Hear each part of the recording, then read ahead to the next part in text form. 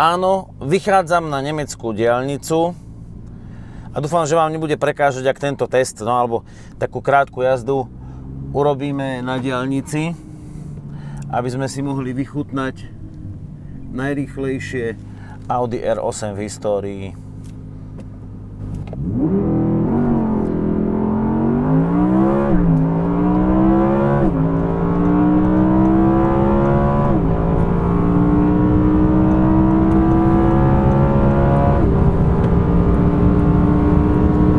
Ktoré dáva stovku za 3,1 sekundy a brutálne jazdí. Bystrý divák určite vie, že testujem, keďže tam mám zadné krídlo, verziu R8 Performance, ktorá má 620 konských síl. A ono sa to na tú nemeckú diaľnicu brutálne hodí. Akurát ťažko sa tu testuje maximálna rýchlosť 331 km za hodinu.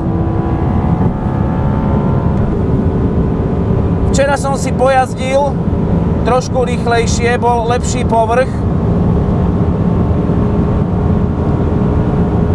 Tak aj teraz tam tá 300-večka je v tiahlej zákrute. 308, idem do svojho pruhu, 300.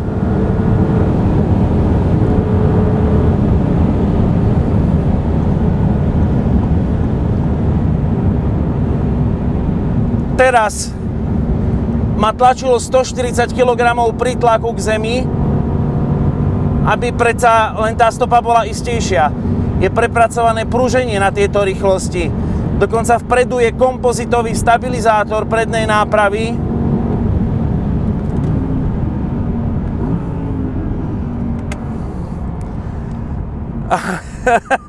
Toto je mokrý sen mnohých mladých chlapcov.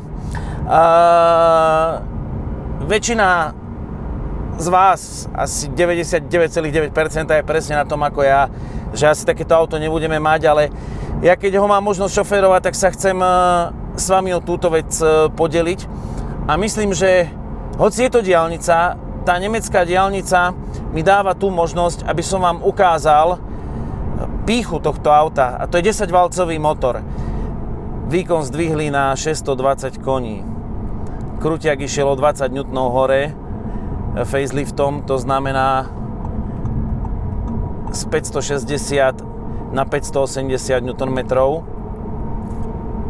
A kým v malých autách možno ospevujem, aké je to úžasné, keď turbodúchadlo zatiahne, neviem, vo hot hatchoch. Že jednoducho tie turbomotory sú tam OK a ja to tak beriem, že je možno taká éra, tak v super športových autách sú krásne atmosférické motory. Jednak je to ten pretekársky stroj klasický, ktorý sme poznali kedysi, vysoké otáčky. Tu mám 8700 otáčok maximum, pri 7900 to má 620 koní, ešte po 8700 to ťahá. A pri 8700 už tie piesty idú tak, že napriek možno aj takému kratšiemu zdvihu za jednu jedinú sekundu všetky tie piesty prejdú dráhu 27 metrov za jednu jedinú sekundu.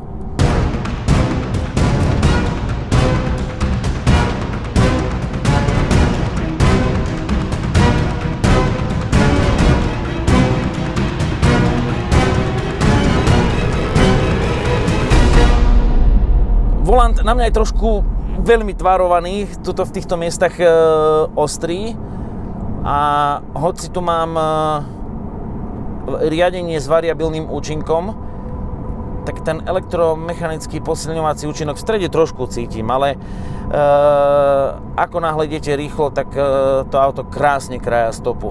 A bolo niekoľko vecí zmenených. Skrátená brzdná dráha zo 100 približne o 1,5 m, z 200 o skoro 5 metrov. Samozrejme závisí to od povrchu. No a teraz ukážem vám, čo som mal na mysli s motorom. Ešte dám takto možno, že 6 a pozrite, začnem takto ísť a nič závažné, alebo aj keď dám, možno ešte to ukážeme na 4, že ten ťah tu ako ide ale nie je to, ja tam ešte dám šport, aby ste mali dynamik, ale nie je to nič také zázračné. A teraz ten priebeh. Treba si počkať. Pri 6400 mi bude vrcholiť krútiaci moment a teraz to začína a už musím radiť. Má to neskutočný priebeh, ten motor. Ja si neviem predstaviť, aký strach z tohto ide na Nürburgringu.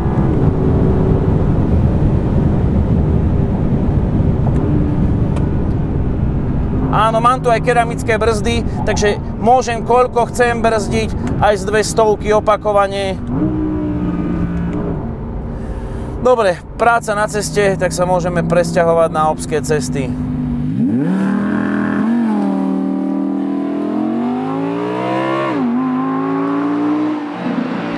Ešte na diaľnici som ťahal z R8, to také zviera. Superšport, jednoducho motoru som nechal napiť. A tu na kľukatých alpských cestách okolo Walchensee dokážem pochopiť, ako to Audi myslelo, keď do slogánu dalo, že vyvinutý alebo zrodený na pretekárskej trati, ale postavený na cesty. Toto je superšport, ktorý vám ponúka neskutočnú pohodu jazdenia v pokojnom tempe. Mám to v komfortnom režime, teda aj podvozok, aj prevodovku, aj riadenie. A dobre na tom je to, že mám tu akoby komfort A6, tichučko, výfuk ma neobťažuje, ale zároveň, keď aj v tom komforte zatočím volantom, tak tá koncepcia nie je oklamaná. Cítite, že je to pekáč, ktorý drží na zemi, ale nie som z neho vytrasený. Môžem cestovať hodiny a hodiny. A vlastne tak by to malo byť. R8 je zúfalá na každodenné vystupovanie a nastupovanie po meste, nikdy viac. Skôr naopak, to auto je na to, aby ste sa usadili do škrupinových sedadiel a cestovali hodiny. Jednoducho sa nechce vystúpiť a to auta tejto kategórie by mali ponúkať. Akurát je úžasné, čo dokáže dnes elektronika. To pruženie sa prestaví.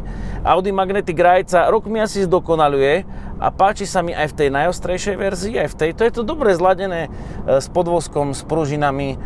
No, jednoducho lahoda. Možno to riadenie by som... Ono je krásne progresívne, mení pomer, ale možno také ťažšie by som v ňom chcel. Toto je už naozaj A6, ale napríklad keď idem, dám si tam manuálne nejakú rýchlosť a pri tej atmosfére dám a nič. Ale keď potrebujem predbehnúť, nemusím nič robiť, iba dám kickdown a to je pecka nehorázna, čo to auto spraví. Podľa mňa spojili do jedného superšport a nejaké také Grand Coupé. Pritom tá koncepcia je tu jasná. Ja verím, že ešte aj v rámci týchto nemeckých možností aspoň trošku tomu pridám. Ale na dlhé cestovanie je to super a výfuk paráda. No a ešte sa pozrite na volant. Štartovanie, tu si prepínam jazdné režimy, no a tu si môžem zapnúť ten pretekársky režim, ale to teraz nie je nutné. R8 je neuveriteľne pohodlná na cestovanie v komfortnom režime, no ale ako vidíte, prichádzame do serpentín. Od jedného jazera k druhému idem smerom na Walchensee a potom do Garmischu. Vyšiel som z Bichla a práve v týchto serpentínach si môžem overiť, ako pracuje aktívne riadenie. Ono je teraz veľmi strmé, ten prevodový pomer riadenia je 15,8 k 1 a keď vidím nad 140 do tých vysokých rýchlostí, tak tam je to len 10 k 1, kvôli tomu, že aby to auto, ktoré je presné, práve išlo o vylepšenie tej responsívnosti, aby ste v 300 s tým nejak nemykli. Ale čo si chcem práve tu overiť je, že tá strmosť riadenia by mala byť v performance režime konštantná, 14 k 1 po 140, potom klesá. Ale to je presne to, že ak chcete, dajme tomu, zadriftovať, alebo si chcete, ja neviem, zajazdiť športovo, tak aby sa vám to prílišne nemenilo. Čiže je to riadenie nejak strmé, pri tej 60-ke strmé je teda dosť, aj bez natáčania zadnej nápravy. A ja tam rovno šupnem ten performance režim, ja si len ešte čeknem, že či to máme na sucho. No, tak ten prvý záber nie je taký strmý, ale potom by to nemalo klesať aj so zvyšujúcou sa rýchlosťou.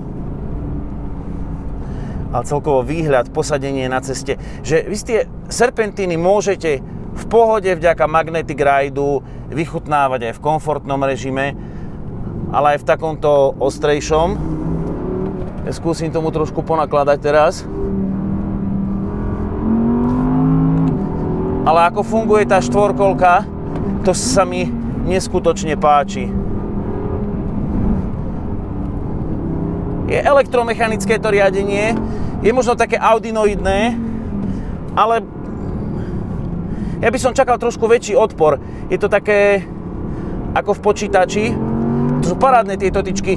Tu mi nemá kto vybehnúť do protismeru.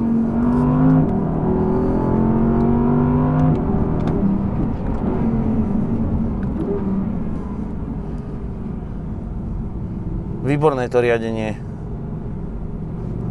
Čo sa týka toho pomeru. A ďalšia vec, ani z takejto jazdy nie ste ohúčaní. A to je vďaka atmosférickému motoru. On má ten mechanický zvuk, je to vlastne taká píla. A s tou režem a vychutnávam si ju.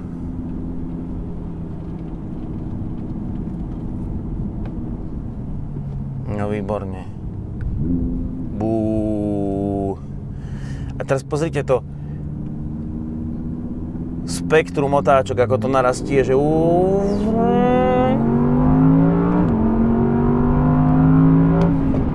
na bežné kopce vám stačia prvé 3 rýchlostné stupne a na tento kopec možno aj 2. Je to výborne neutrálne.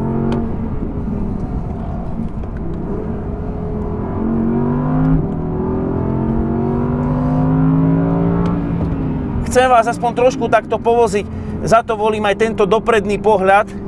Možno v kamere občas cítite aj vibrácie. Ono, asi všetky tie zaujímavé autá, RS-ové modely, sú rýchle, všetko. Aj MK od BMW, ale tá koncepcia s motorom uprostred, jednoducho, to sa nedá osrať.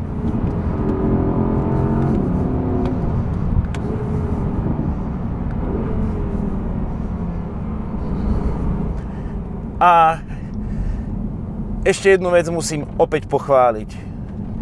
Koncepcia bez stredového displeja. Tu mám všetko, čo potrebujem mať a dokonca, pozrite, keď pôjdem na parkovisko a budem chcieť zacúvať, tak tam mám cúvaciu kameru. Je tam všetko. Môžem tam mať navigáciu, jednoducho, čo potrebujem, to tam mám.